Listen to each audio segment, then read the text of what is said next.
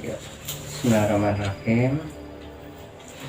Kita lanjutkan pembacaan tentang kisah Nabi Muhammad SAW. Langsung bab ini aja ya. Kemarin kan kunjungan kesannya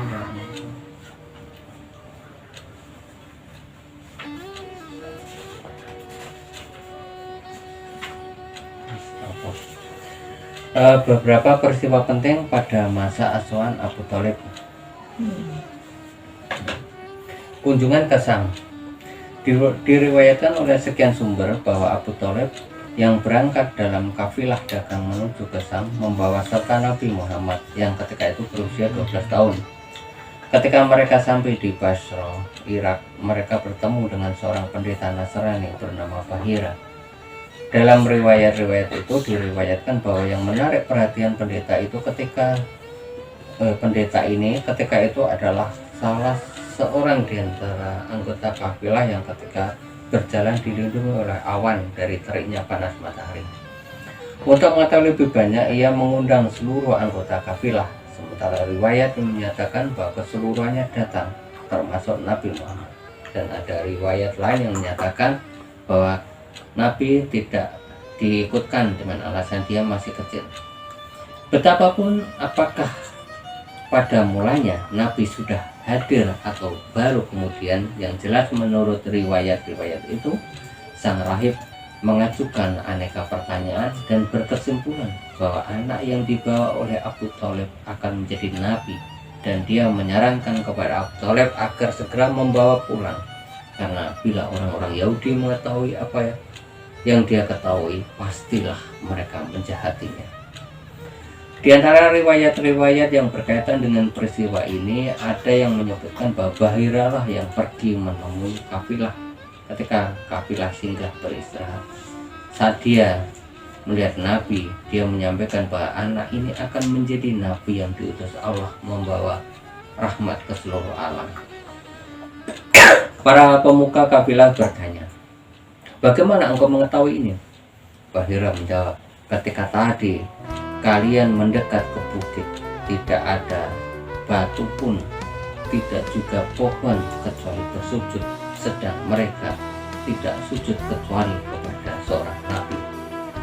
Masih banyak riwayat lain menyangkut peristiwa perjalanan ke Syam di atas. Riwayat-riwayat ini saling bertentangan.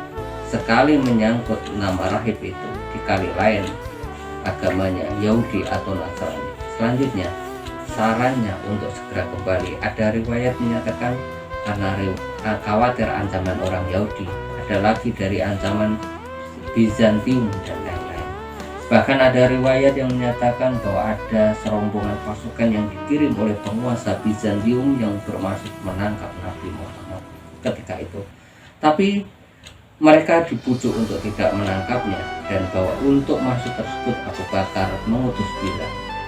Riwayat menyangkut Abu Bakar dan Bilal ini jelas sekali kebohongan, karena Nabi sebaya dengan Abu Bakar, yang berarti ketika itu Abu Bakar masih muda, sedang Bilal boleh jadi belum. Karena itu tidak sedikit ulama hadis yang menolak hadis Bahira ini dan menilainya maudhu atau palsu. Seandainya itu benar-benar terjadi, tentulah tersebut beritanya di kalangan masyarakat Mekah, dan tentu Nabi setelah diutus tidak mengalami perlawanan yang begitu gigih dari mereka. Ahram Dihya Umari dalam sirahnya menulis bahwa riwayat yang terkuat tentang informasi di atas diriwayatkan oleh At-Tirmidzi dalam Jami'-nya dan menyatakan bahwa ini hadis gharib. Kami tidak mengenalnya kecuali dari jalur ini. Al-Hakim menilainya sahih, tetapi Al-Tabi berkata bahwa saya menduganya maudhu, bahkan sebagian batil. Sementara penulis riwayat Maulid Nabi yang dibacakan dalam sekian kesempatan menyentuhkan kisah pertemuan dengan Bahira, boleh jadi untuk membuktikan kenabian dan keagungan Nabi Muhammad. Hemat penulis, Kenabian dan keagungan Nabi Muhammad tidak perlu dikukuhkan dengan kisah-kisah semacam ini. Apalagi para pakar yang andal dalam bidang riwayat menilai lemah riwayat tersebut. Tetapi yang lebih aneh lagi, sikap sementara orientalis yang selalu ingin dinilai bersikap ilmiah dan objektif justru menjadikan dari riwayat Roma ini sebagai bukti bahwa Nabi pernah belajar kepada pendeta Yahudi dan Nasrani. Pada riwayat-riwayat ini, kalaupun benar, sama sekali tidak mengisyaratkan apalagi menyatakan bahwa Nabi belajar dari sang pendeta itu atau dari siapa. Oke. Nih.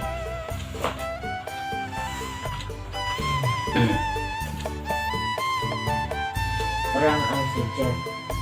Menurut Ibnu Hisham, ketika Nabi Muhammad SAW mencapai usia 14 atau 15 tahun, terjadi perang antara suku Quraisy bersama sekutu-sekutunya dari suku Kinanah melawan suku Qais bin Ailan dan sekutu-sekutunya. Perang ini berkecamuk disebabkan karena Aman bin Al-Munzir, raja atau penguasa Hirah, bermaksud mengirim dagang ke pasar Ukaz di Mekah. Ia mengharap ada yang menjamin keselamatan terhadap dagangannya. Ketika itu hadir antara lain Al-Barok bin Qais dari suku Kinanah dan Urwah bin Utbah dari suku Hawazan. Al-Barot menyanggupi untuk menjamin, dan memang dia dikenal sebagai orang yang kejam dan beringas sehingga ia melepaskan dari ikatan kaumnya sendiri. Mendengar kesanggupan Al-Barot, Urwah dari suku Hawazan menyatakan pula kesanggupannya sambil memaki Al-Barot. Penguasa Hirah itu akhirnya memilih Urwah. Ketika Urwah mengawal barang dagangan itu, Al-Barok berhasil membunuh Urwah dan merampas barang dagangan itu. Mendengar Urwah dari suku Hawazan terbunuh oleh Al-Barok dari suku Kinanah, maka tersulutlah api peperangan Hijab yang terjadi pada bulan Haram. Karena itu peperangan ini dinamai Perang Al-Fajr, yang maknanya perang kedurhakaan, karena ia terjadi di bulan haram, suatu waktu yang haram atau harta seorang yang melakukan penganiayaan, apalagi bersumpah darah. Quraisy dan sekutunya terdesak sehingga ia masuk ke wilayah tanah haram yang dihormati oleh seluruh suku. Karena itu perang terhenti dengan kesepakatan akan dilanjutkan tahun depan di Ukaz. Perang ini berlanjut selama 4 tahun sampai akhirnya mereka sepakat untuk berdamai dan menetapkan bahwa pihak yang anggotanya lebih sedikit harus membayar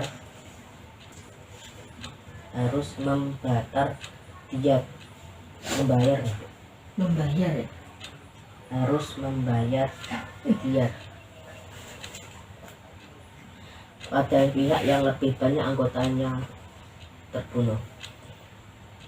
Suku Quraisy membayar diat untuk 20 orang pada suku Hawazan dan sekutunya.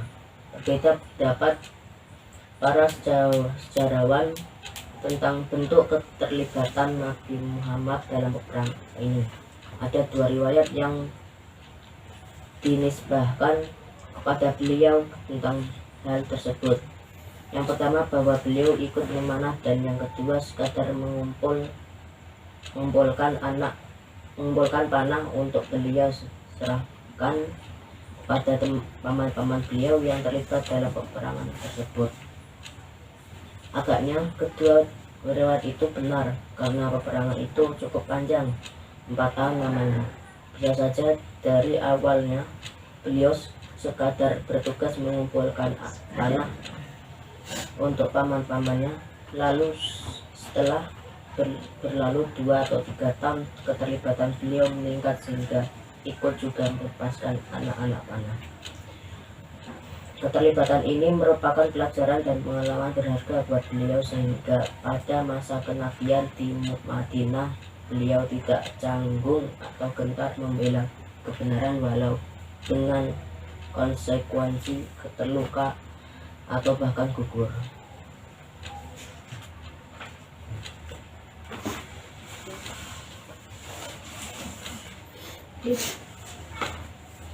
Hilang dari ya.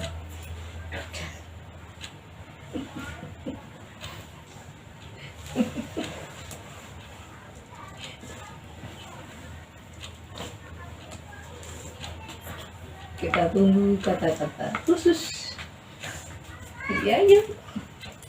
Hilf al-Futul. 4 bulan setelah perdamaian itu terjadi apa yang dikenal dengan Hilf al-Futul. Hilf al-Futul lahir ketika seorang pendatang menjual dagangannya, lalu pembeli menzalimi dan enggan membayarnya. Sang pendatang meminta bantuan namun tidak digubris. Maka ia berseru mengatu dari puncak bukit Qubais di Makkah, mengulang-ulangi seruannya menyatakan, "Wahai keluarga kafir Quraisy, seorang terzalimi disebabkan barangnya. Di Makkah ia jauh dari negeri dan kelompoknya. Ia sedang berihram, rambut kusut, belum menyelesaikan umrahnya. Wahai para tokoh yang berada antara Hijr dan Fajar, sungguhnya yang terhormat adalah yang sempurna kehormatannya. Tiada kehormatan bagi pelaku kejahatan dan pengkhianatan." Ucapan yang diserukannya ini didengar oleh Zubair putra Abdul Muthalib dan menyatakan bahwa ini tidak boleh dibiarkan. Maka dia mengajak beberapa tokoh dari Bani Hashim, Bani Zuhrah, dan Bani Taghim untuk membicarakan hal tersebut di rumah tokoh tua Makkah, Abdullah bin Zut'an. Para peserta pertemuan sepakat untuk membela siapapun yang dizalimi, baik penduduk Makkah maupun selainnya. Diriwayatkan bahwa Az-Zubair putra Abdul Muthalib itu mengucapkan kata-kata bersaja setelah persetujuan itu, antara lain, "Sungguhnya Al-Fudul telah berjanji dan bersepakat bahwa tidak tinggal di Mekah seorang zalim pun. Itu urusan yang janjinya telah mereka ikat dan gugurkan. Tetangga atau yang butuh di tempat itu akan selamat." Perjanjian ini dinamai Al-Fudul karena ia serupa dengan perjanjian yang pernah diikat oleh 3 orang bernama Fadl, bentuk tunggal dari kata Fadl, Fudul, pada masa Suhum, atau karena isinya merupakan kesepakatan untuk membela yang teraniaya dan mengembalikan Fudul mereka. Kelebihan yang diambil tanpa hak sehingga merupakan penganiayaan terhadap pihak lain. Hilf al-Fudul adalah perjanjian untuk mengembalikan kepada yang berhak apa yang direbut oleh siapapun secara aniaya. Nabi Muhammad SAW menyebut perjanjian ini setelah beliau diutus Allah dengan sabdanya, "Aku hadir di rumah Abdullah bin Jud'an, menyaksikan suatu ikatan perjanjian yang aku tidak rela menggantinya dengan harta yang paling berharga pun. Kalau aku diajak lagi dengan yang seperti itu setelah datangnya Islam, niscaya akan kusambut."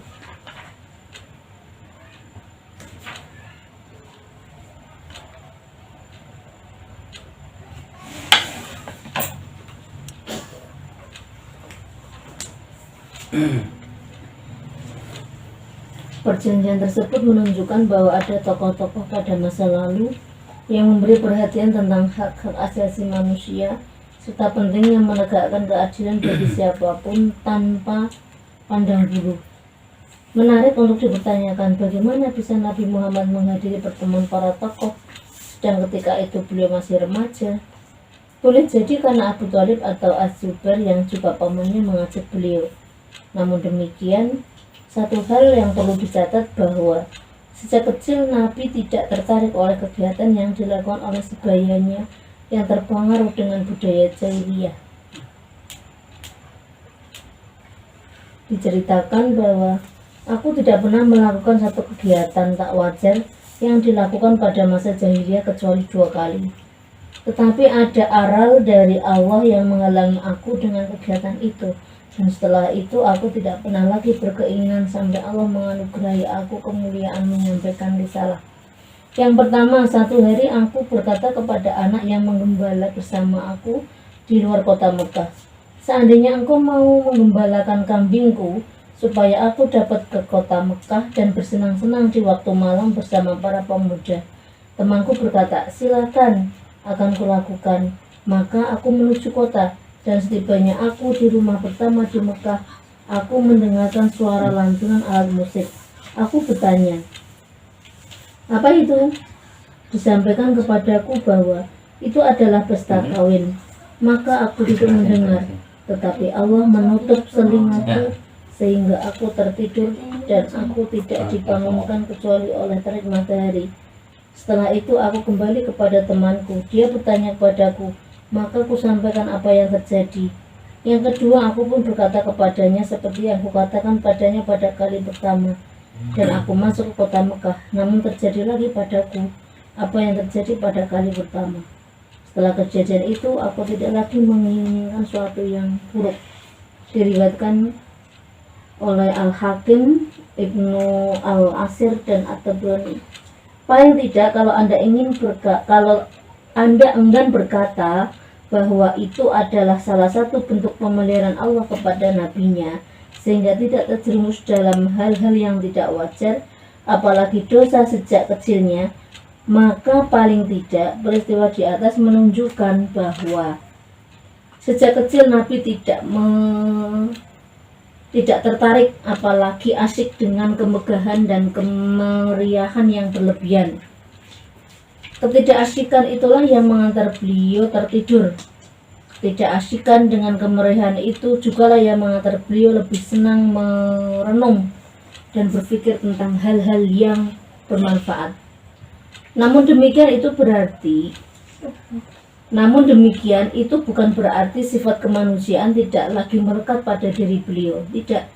Beliau tetap adalah manusia seperti semua manusia. Makan, minum, kawin, tertawa, dan menangis, senang dan susah. Tetapi itu semua dalam batas yang sejalan dengan tuntunan Allah.